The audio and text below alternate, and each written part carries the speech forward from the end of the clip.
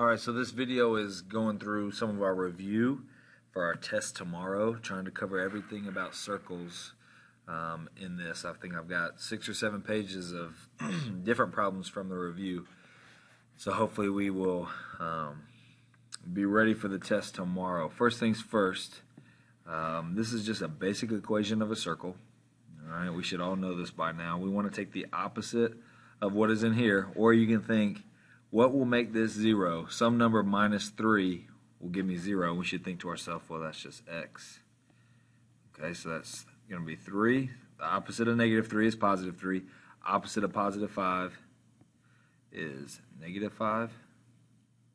Alright, and that would give me my center, and my radius would be the square root of this. Okay, so this number here is always r squared. Okay, so something squared gives me 100, so that number has got to be 10. Alright, another way, or another thing we can do with this problem, if I ask you to put it in general form, right now, this is considered standard form. Alright, whereas this over here is considered general form. Okay.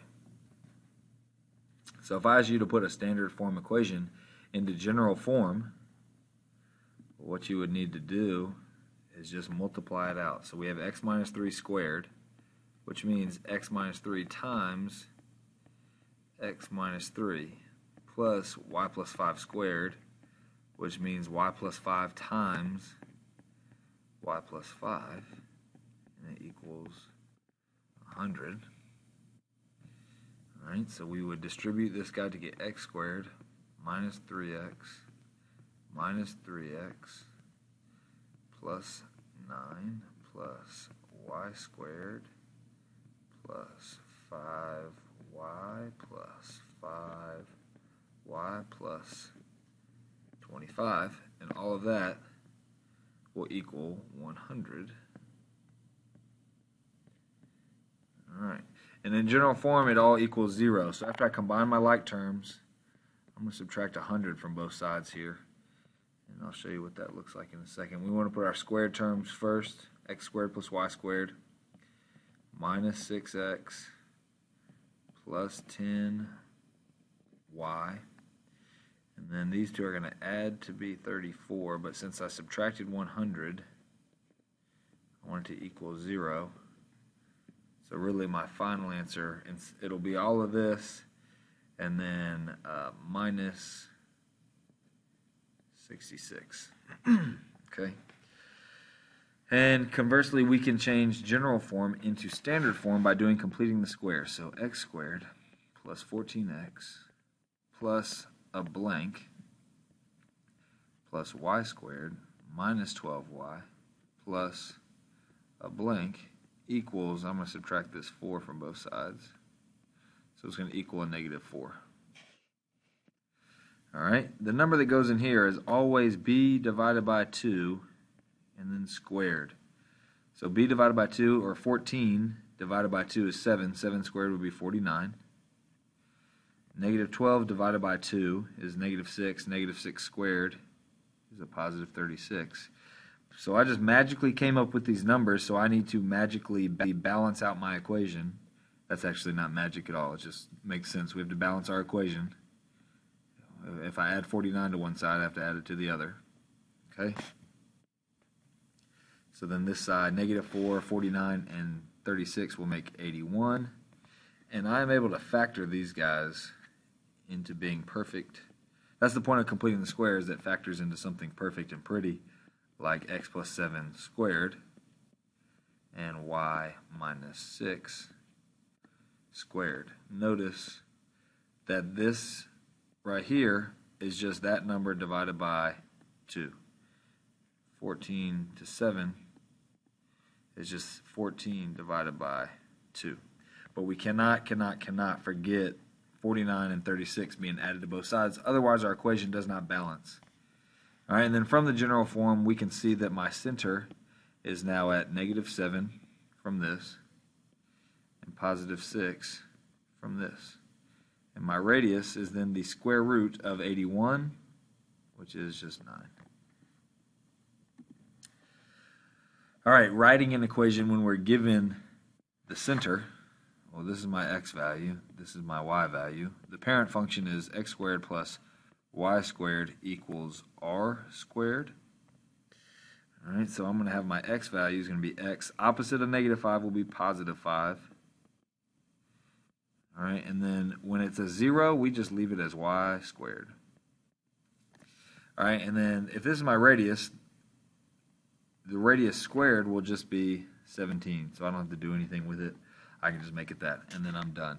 All right, if we were to graph an equation, clearly these are not positive x's and y's right now. So if we were to add them both onto this side and then add the 16, my actual equation would be x squared plus y squared equals 16.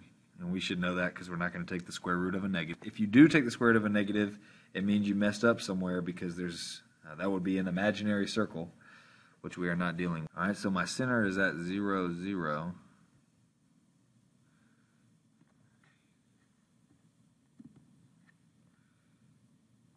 Okay, so my center is at 0, 0, right there.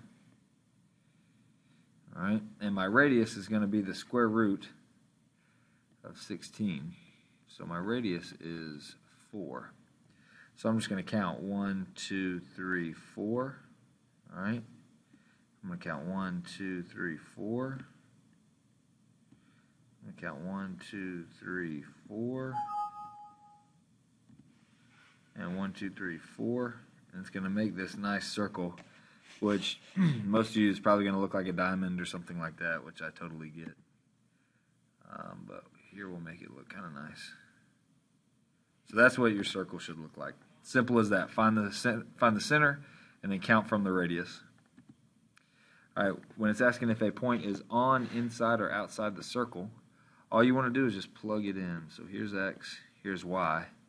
So let's plug in x into my x, plug in y into my y. We have to pay attention, all right, because this is the opposite of what we usually have, the kind of problem we usually have. We usually have the x first and then the y, so you have to pay attention to where they're at. So this would be 6 minus 3 squared. This would be -3 plus 1 squared. So that gives me -2 squared plus 3 squared. That's going to give me a +4 plus 9. And that equals 13. And that's what I want it to equal, 13. So this must be on the circle. All right, if this number were bigger than 13, it would be outside the circle. If the number was smaller than 13, it'd be inside the circle. So hopefully that makes sense to us. The one I think we're having trouble with the most is this problem like this, where it's asking us, it gives us the center, it's asking us to find the equation. So we can actually start with what we know, and that's the center. And so all that we have left to find is the radius. So we're not sure what that is. Right? And it's actually just the distance formula. So we want to, it's the distance formula because, or Pythagorean theorem, because technically it's a triangle that ends up being created, a right triangle. And from 2 to -7, we covered 9 units. Technically it's -9. All right, and then from -5 to -1, we covered 4 units. So we would do -9 squared plus 16, whoops, well, 4 squared is 16. I'll just leave it like that. So it's 81 plus 16, which is 97, which will go right there. And that is a part of my equation. All right, with the radius of a sphere, you just want to set it up as 4/3 pi r cubed, and that's going to equal my volume. It gave me my volume. Okay. Then we can divide by the numbers. So divide by 4/3 pi. divide by 4/3 pi. So that cancels those out. So we're left with r cubed equals, this should be about 8, roughly 8. So then you want to take the cube root of both of these, the cube root, not the square root, and you get r equals about 2. All right, I know I went quickly at the end there, but hopefully this is good enough for you guys to look at tonight and do well on the test.